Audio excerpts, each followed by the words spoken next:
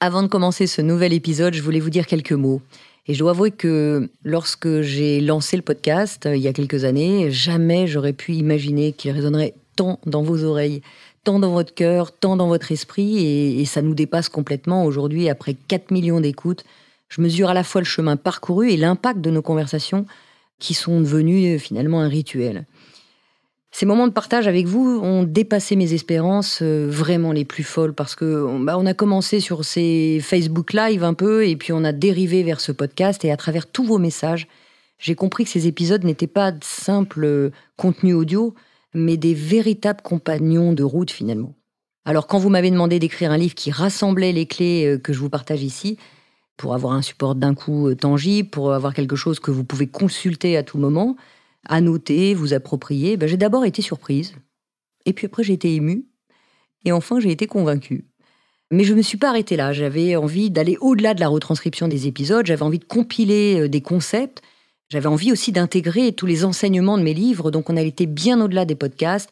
Je travaillais longtemps sur cet ouvrage et je suis ravie de vous apprendre que le livre, ces questions que tout le monde se pose, sera disponible très bientôt, puisque c'est le 25 septembre, en librairie. J'ai vraiment hâte de vous y retrouver. Je vous embrasse très fort et je vous remercie du fond du cœur pour ça. Alors aujourd'hui, place à un nouvel épisode de ces questions que tout le monde se pose.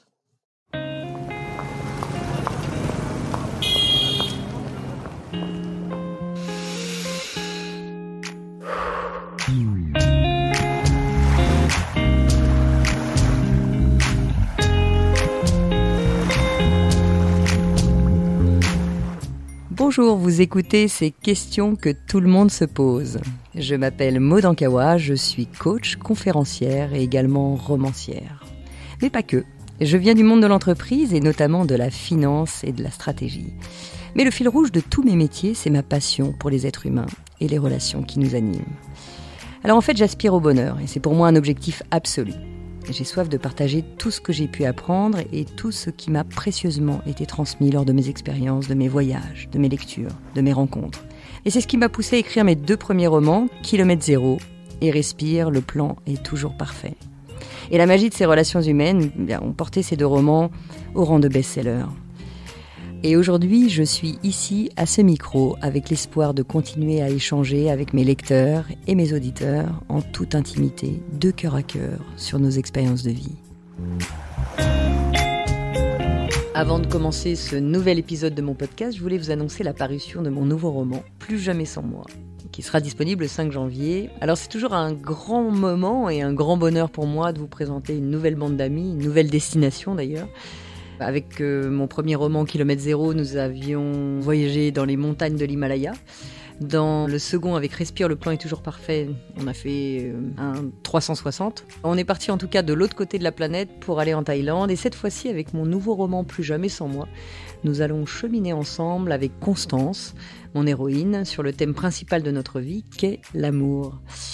Alors j'ai vraiment hâte de vous revoir lors des prochains salons, des conférences qui vont se programmer là assez vite pour discuter ensemble de ce roman et du thème de l'amour. Je suis sûre que vous avez beaucoup de choses à me dire sur ce thème-là.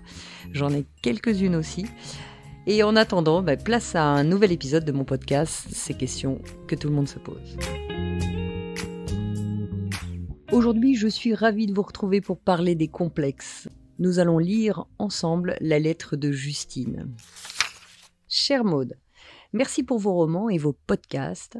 Aujourd'hui, je vous écris car cela fait plusieurs années que je n'arrive pas à atteindre le bonheur à cause de problèmes de poids. J'ai pris des kilos avec la grossesse que je n'ai jamais perdu depuis. Je n'ai jamais vraiment eu confiance en moi, ni même aimé mon corps, et je me retrouve aujourd'hui à le détester. Je ne me reconnais plus dans le miroir, et l'été et les maillots de bain me font vraiment peur. Je suis parfois d'humeur exécrable ou triste quand il s'agit de regarder les albums photos en famille et je me sens ridicule, qu'importe comment je m'habille, mal à l'aise. J'ai l'impression que tout le monde me juge constamment et se dit que je ne fais pas d'efforts. Je n'ai plus du tout confiance en moi et je suis complexée au point de perdre confiance en ce que je dis. Comment faire pour mieux gérer cette situation ? Alors merci Justine pour ce message. Merci d'ailleurs à tous pour tous vos messages. C'est vraiment un bonheur de vous lire. Il y a tellement de problématiques pour lesquelles on est tous concernés. Et effectivement, on a tous plus ou moins nos complexes, que ce soit dans la manière de s'exprimer, dans la manière de réfléchir. On est sans cesse en train de se comparer. Lui est plus intelligent, l'autre est moins intelligent. Il est plus grand, il est plus petit, il est plus gros, il est plus maigre. Alors que ce soit un complexe physique ou moral, eh bien effectivement, il nous pourrit la vie. Et merci pour cette question parce que on est tous plus ou moins concernés par ça et je vais tenter d'y répondre, ou en tout cas d'essayer de donner quelques clés qui m'aident à faire face à un certain nombre de complexes aussi. Alors une chose que je me dis déjà, c'est est-ce qu'à la fin de ma vie, ça c'est vraiment un élément qui m'aide beaucoup, quelles que soient les thématiques, est-ce qu'à la fin de ma vie, le plus important, ça aurait été, d'avoir, été trop grande, d'avoir été trop petite, d'avoir quelques kilos en trop, d'avoir, pas su parler aussi bien que mon voisin ou mieux que mon voisin et cetera. Je suis pas sûre et ça m'aide à vraiment à relativiser. Mais effectivement, quand on le vit, ben, on a l'impression qu'il y a plus que ça qui compte quelque part. C'est le focus un peu de notre vie. Alors comment ne plus souffrir à cause de mes complexes? Eh bien, peut-être que la première chose à faire, c'est bien de se rendre compte, moi ça m'a beaucoup aidé de me rendre compte de ça, le problème c'est pas le complexe. Hein, je ne souffre pas à cause de mon complexe. En réalité, je souffre à cause de la manière dont je perçois mon complexe. Hein, c'est très très différent. Hein. Il y a le complexe lui-même, admettons, donc là en l'occurrence, comme vous le dites, vous exprimez que vous avez quelques kilos en trop et que déjà vous aimiez pas trop votre corps, mais là vous l'aimez encore moins. Eh bien en fait, c'est pas un complexe de poids qu'il y a derrière, c'est plutôt la façon dont vous percevez ce poids. La façon dont vous percevez ce poids fait que vous en faites un point de focus. Il y a des gens qui sont bien plus gros que vous, j'imagine, bien plus en rondeur que vous, et ces gens-là vont le vivre beaucoup mieux que vous, par exemple. Pourquoi? Bien simplement parce que la façon dont vous percevez cet état fait que vous mettez ce focus dessus. La première chose qui aide, en tout cas, c'est de s'en rendre compte que c'est le regard que nous portons sur ce complexe qui crée la souffrance et non pas le complexe lui-même. Ça, moi, ça m'a beaucoup aidé parce que j'avais aussi mes complexes, hein, et j'en ai sans doute encore, mais bon, avec l'âge, peut-être un peu moins. Mais je me rappelle quand j'étais petite, par exemple, j'avais un complexe sur mon nez que je trouvais trop grand. Et puis quand j'ai commencé à en parler, autour de moi, ils me disaient tu rigoles, c'est ton charme, c'est ton caractère, etc. Et en fait, c'est la façon dont je percevais ça qui faisait que, naturellement, j'avais un complexe dessus qui est que le voisin ou la voisine qui avait un plus petit nez, je le trouvais plus sympa, plus mignon. J'avais un ami comme ça qui avait des oreilles décollées aussi. On était au lycée, il avait un complexe parce qu'il avait les oreilles décollées. Et donc, c'était un complexe pour lui, ce qu'il me disait, alors que moi, je l'avais jamais vu et peu de gens l'avaient vu, mais effectivement, il avait adapté une coupe de cheveux pour pas voir trop ses oreilles, donc pas trop dégagées, etc. Donc, vous voyez, c'est toujours la façon dont on perçoit le complexe qui fait qu'on focalise dessus, plutôt que de pouvoir voir les choses dans sa généralité. Donc, il y a des choses qui sont possibles de faire, et c'est de commencer déjà par lister de façon claire qu'est-ce qui nous complexe vraiment. Donc, première chose à faire, lister ce qui nous complexe vraiment. Et alors là, soyez spécifique. J'entends dire moi j'aime rien de mon corps. Et souvent c'est pas vrai. C'est pas j'aime rien de mon corps. Quand je pose la question en coaching, j'entends souvent ça. Moi j'aime rien de moi, je suis trop nulle. De toute façon je suis pas intelligente. Attends. Première chose à faire, c'est de lister, mais en étant vraiment spécifique, parce qu'on n'aime pas rien de son corps. Quand je pose la question, mais finalement, est-ce qu'il n'y a pas des choses que tu aimes dans ton corps? Juste même une petite chose. Ah oui, j'aime bien mes mains. Ah, ok, déjà, t'aimes bien tes mains, donc tu détestes pas tout. Oui, puis bon, ok, j'aime bien la forme de ma bouche. Ah, ça fait déjà 2 choses. Donc là, quand tu dis, Justine, que tu détestes ton corps, peut-être qu'il faudrait commencer par lister ce que tu n'aimes vraiment pas. Tu me parles de kilos de trop, c'est peut-être ton ventre que tu n'aimes pas. Mais tu vas voir que c'est peut-être 1, 2 ou 3 éléments que tu n'aimes pas. Et peut-être pas tout. Peut-être que toi, tu adores ton nez, par exemple. Hein, peut-être que tes mains sont fines. Peu importe. Mais en tout cas, liste de façon spécifique ce que tu n'aimes pas dans ce complexe.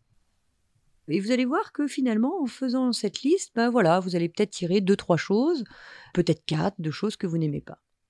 Donc la première chose, c'est de lister. Puis une fois que vous avez listé, posez-vous la question de est-ce que je peux changer ou pas? Par exemple, quelqu'un qui me dirait moi je suis complexé parce que je suis trop petit, j'allais dire là il n'y a pas grand-chose à faire quand on est trop petit. Ah oui, mais je suis complexé parce que je suis trop grand. Là encore, il n'y a pas grand-chose à faire quand on est trop grand.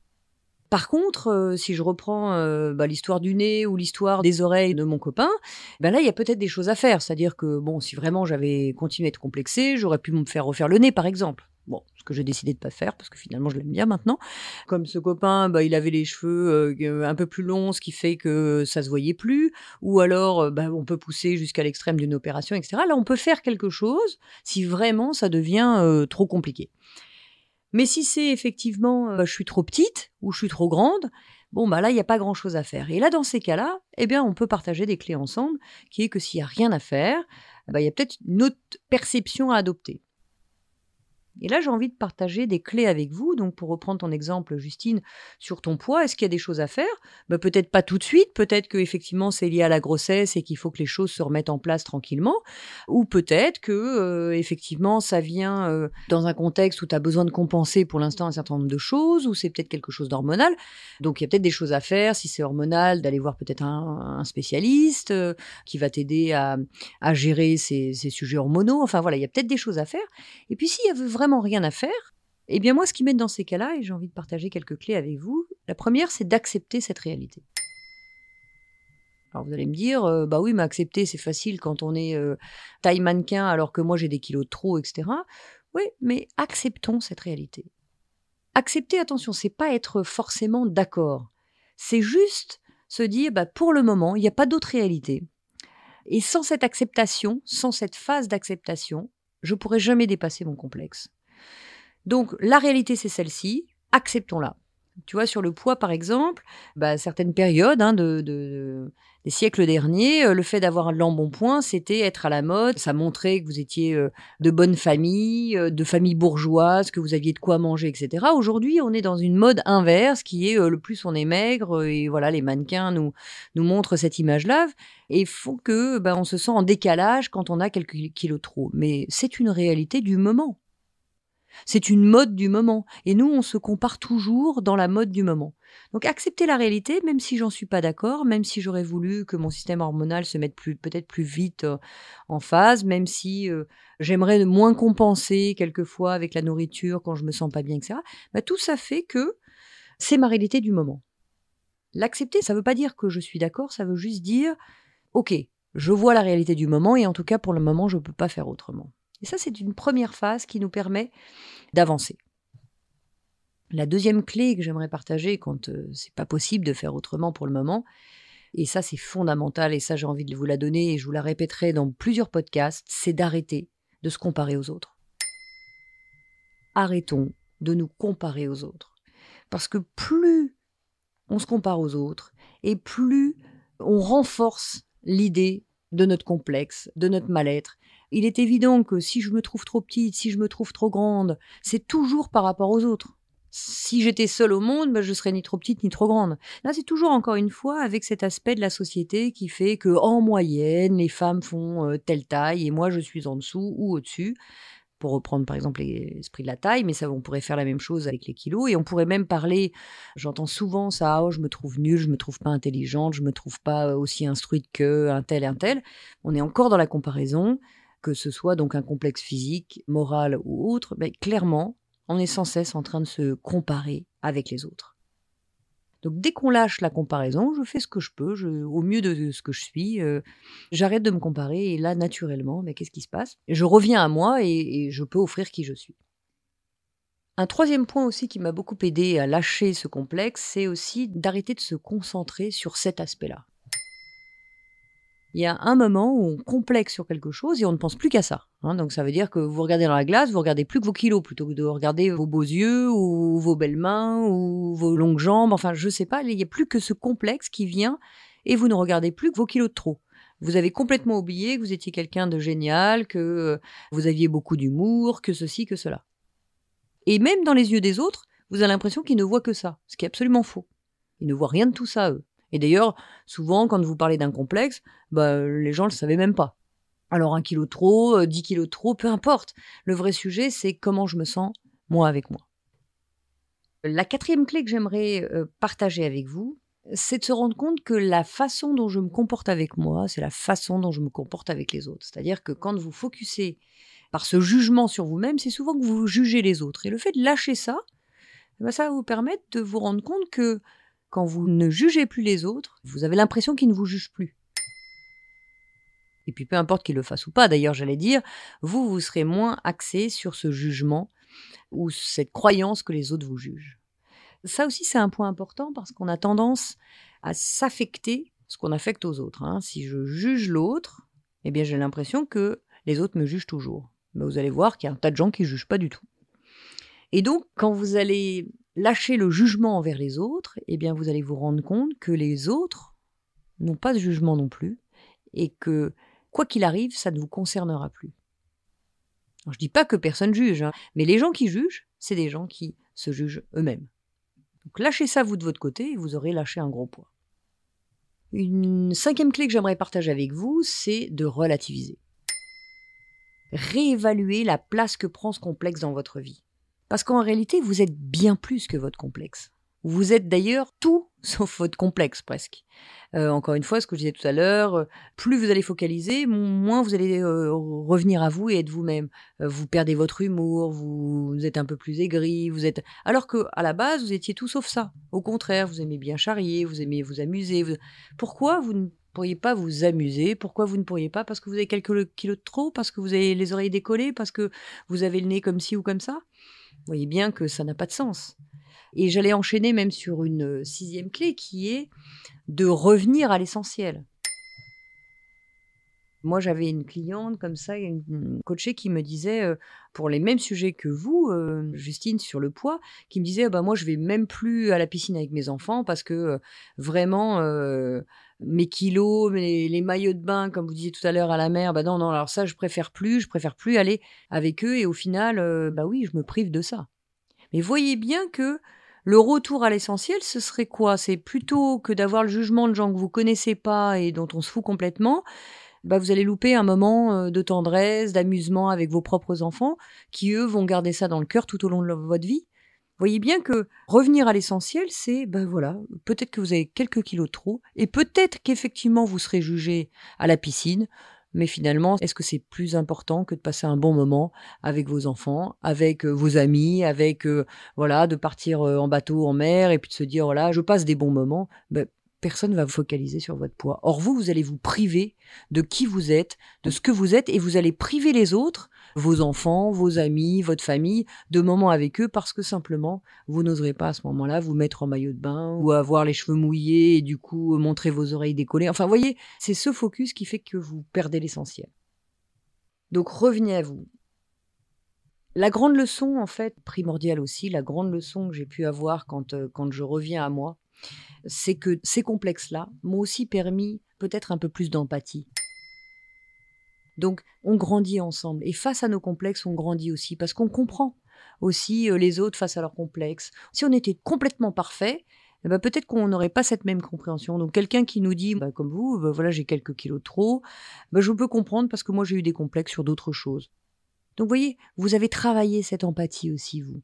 Prenez leçon de ce qui vous arrive, dépassez-le, et puis, quelque part, on se tient main dans la main, parce qu'on a tous, moi, si je demandais à chacun de mon entourage, à toutes les personnes qui m'entourent, et vous pouvez faire l'exercice avec n'importe qui autour de vous, s'ils sont authentiques, ils vous diront qu'ils ont un complexe de ci, un complexe de ça. C'est peut-être une chose qui ne se voit pas extérieurement, mais c'est quelque chose de moral, c'est quelque chose, vous pouvez être face à quelqu'un qui n'a pas un problème de poids, qui a un physique plutôt sympathique, et finalement qui va toujours quand même complexer. De la même façon, vous avez des gens très érudits, des gens qui parlent très bien, des gens de lettres, des gens qui vont dire non, mais moi je suis très complexé par ma façon de parler. Donc finalement, on n'est jamais satisfait de qui on est.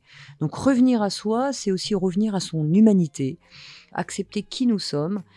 Et c'est ce qui nous permet, les uns les autres, de vivre ensemble et de vivre mieux ensemble.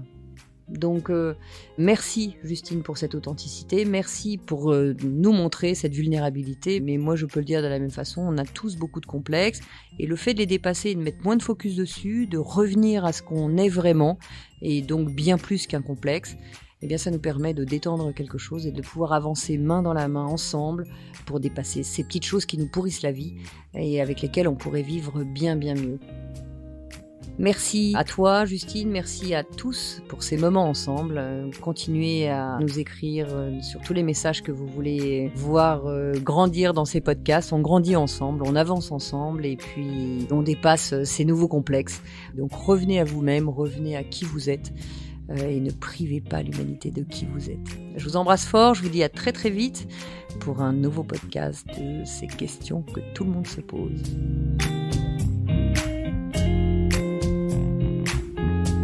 On se donne rendez-vous dans 15 jours pour le prochain épisode de ces questions que tout le monde se pose. Pour être tenu au courant de sa sortie, n'hésitez pas à vous abonner à ce podcast, me suivre sur les réseaux sociaux sous le nom de Maud Ankawa ou consulter mon site internet maud, MAUD-ankawa, ANKAOUA.com. N'oubliez pas que si vous avez vous-même des questions ou s'il y a des sujets que vous aimeriez que j'aborde dans un futur épisode, vous pouvez m'écrire ou m'envoyer une note vocale à l'adresse podcast.erol@gmail.com. Vous retrouverez toutes ces informations dans le texte de description de l'épisode et je serai ravie de vous retrouver en librairie pour mes 2 romans Kilomètre Zéro et Respire, le plan est toujours parfait. Un grand merci à mon éditeur Erol de m'accompagner dans mon aventure littéraire et de produire ce podcast. Et cet épisode a été réalisé par Margot Roll et Céline Malvaux de l'atelier ENL et monté par Noémie Sudre.